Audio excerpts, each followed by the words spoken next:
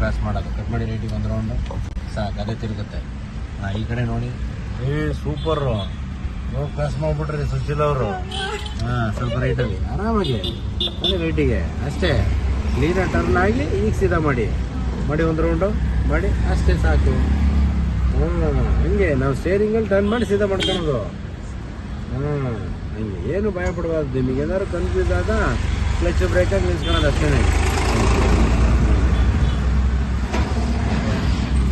ನೋಡಿ, ಮೇನ್ ರೋಡಲ್ಲೇ ಓಡಿಸ್ತಿದ್ದೀರಪ್ಪ.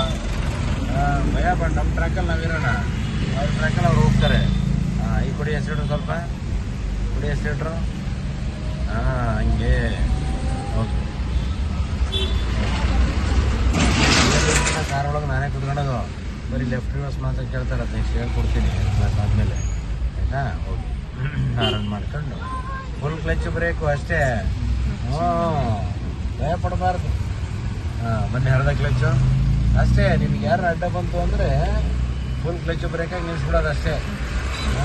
ಅಷ್ಟೇ, ನಿಮಗೆ ಯಾರು ಅಡ್ಡ ಬಂದರೂ ಕ್ಲಚ್ ಬ್ರೇಕ್ ಅಷ್ಟೇ ನೆನ್ಪಿಡ್ಕೊಳ್ಳೋದು ಸ್ಟ್ರೈಟಾಗಿ. ಕೈ ಚೇಂಜ್ ಆಗಬಾರ್ದು. ಟರ್ನ್ ಮಾಡ್ಬೇಕಾದ್ರೆ ಮಾತ್ರ ಚೇಂಜ್ ಆಗತ್ತೆ ಕೈ.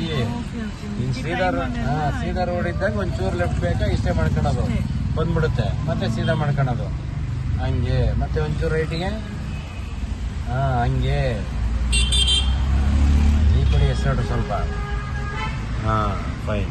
ನೋಡಿ, ಅಲ್ಲಿ ಕಾರ್ ನಿಂತಿದೆ, ಇಲ್ಲಿಂದಲೇ ರೈಟ್ ಇರ್ಬೇಕು ನೀವು. ರೈಟಿಗೆ ತಗೋಬೇಕಿನ್ನ ನೀವು. ಹಂಗೆ, ಸೂಪರ್. ಫೈನ್.